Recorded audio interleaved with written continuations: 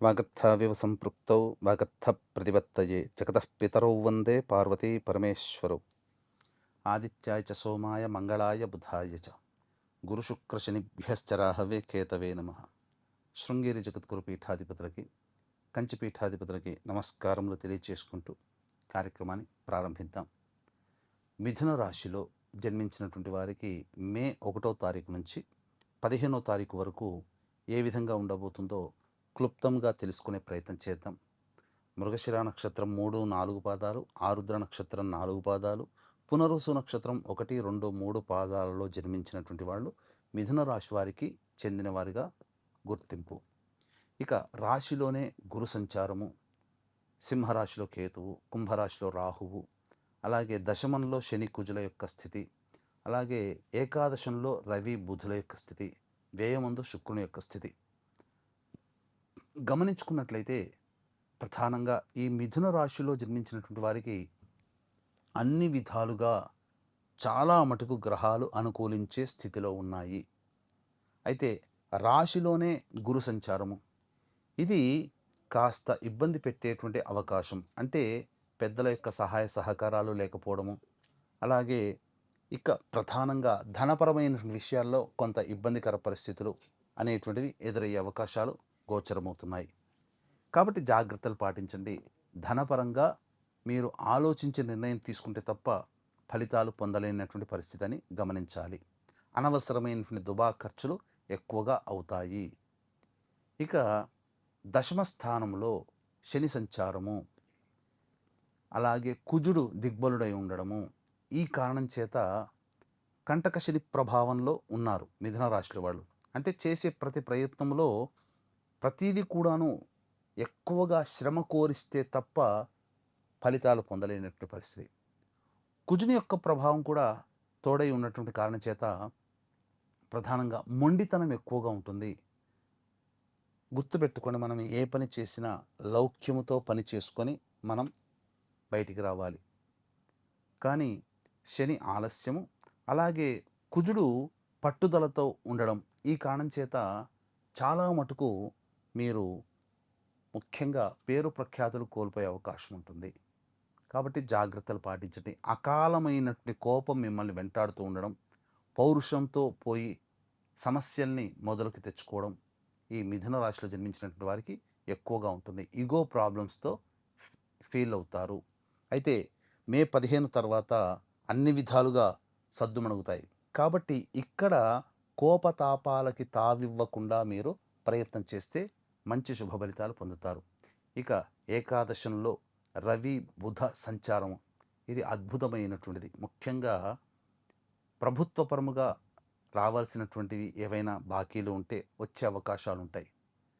ప్రభుత్వంతో పనిచేసేటువంటి సంస్థలు బిల్స్ పాస్ కావడం కానీ, కాంట్రాక్ట్స్కి సంబంధించిన కొత్త కాంట్రాక్టులు రావడం కానీ మిథున రాశిలో జన్మించినటువంటి వారికి ఉంటుంది.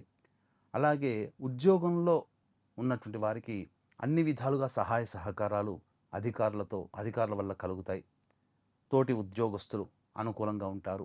నిరుద్యోగస్తులు ప్రయత్నం చేస్తే ఖచ్చితంగా ఉద్యోగం లభించి అవకాశం ఉంటుంది. 12వ ఇంట శుక్ర సంచారం ఇది చాలా అద్భుతం. వ్యయస్థానంలో స్త్రీ సౌఖ్యం ఉంటుంది. పాత మిత్రుల్ని కలుసుకుంటారు. నూతన వ్యక్తులు పరిచయం అయ్యే అవకాశం ఉంటుంది. గృహ సంబంధముగా విలువైన గృహోపకరణాలు, ఆభరణాలు కొనుగోలు చేసే అవకాశం ఈ యొక్క మిథున రాశిలో జన్మించినటువంటి వారికి ఉంటుంది. తృతీయమందు సింహరాశిలో కేతు సంచార ప్రభావము, ఈ కారణం చేత అనుకోని అతిథులు మీకు పరిచయం అనగా మీకు ఇంటికి రావడం కానీ, అలాగే కొత్త వ్యక్తులు పరిచయం అవ్వడం కానీ జరుగుతుంది. తద్వారా జీవితంలో అభివృద్ధికి ఎక్కువగా బాటలు అనేటువంటిది కలుగుతాయి. ఇది కేతుగ్రహ ప్రభావం వలన అనుకోని సంఘటనలలో మీకు అన్ని విధాలుగా యోగదాయకంగా ఉంటుంది. విజయాన్ని పొందుతారు.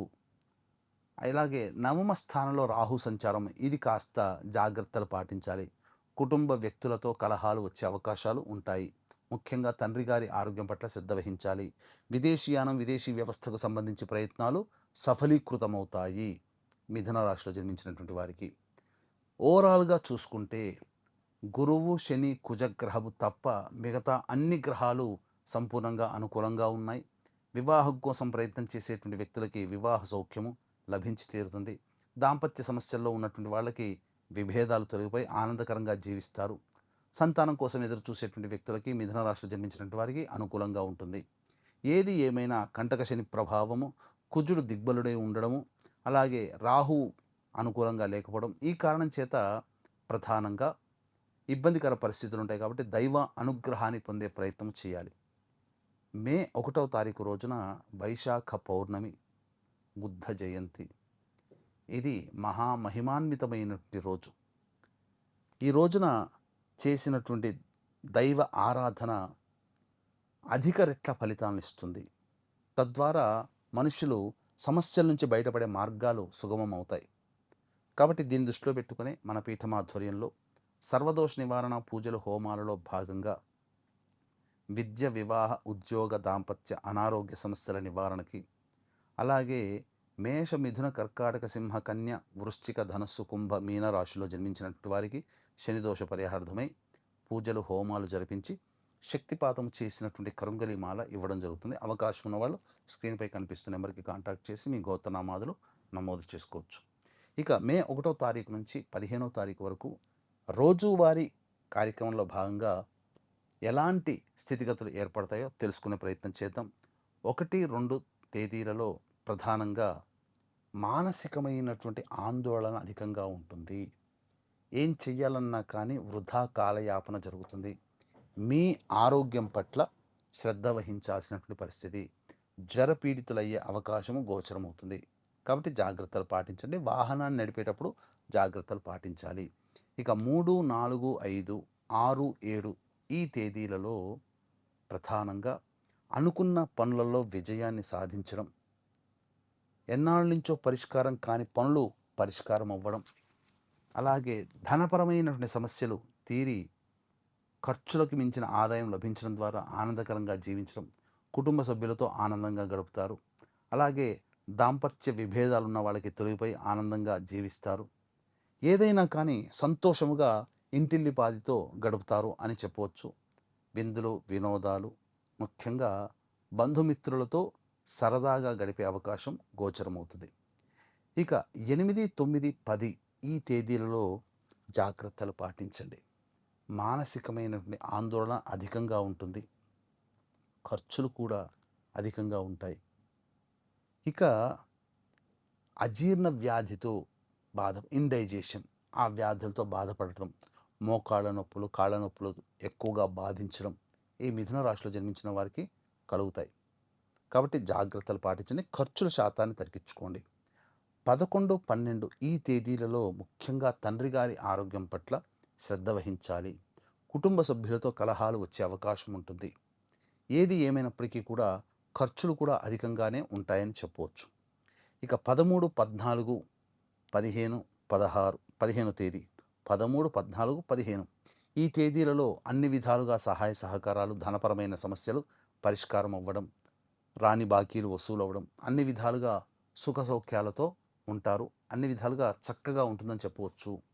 ఏది ఏమైనప్పటికీ కూడా మీరు నమ్ముకున్న మీ ఇష్టదైవము, మీ కులదైవము ఈ మిథున రాశిలో జన్మించినటువంటి వారికి చెప్పిన విధంగా వచ్చే సమస్యలకి పరిష్కారం అందజేసి సమస్యల్ని తట్టుకోగలిగే మానసిక ధైర్యాన్ని ఇవ్వాలని కోరుకుంటూ, అన్ని విధాలుగా మీకు మంచి జరగాలని ఆశిస్తూ, సర్వం శ్రీ ఉమామహేశ్వర పరబ్రహ్మార్పణమస్తు.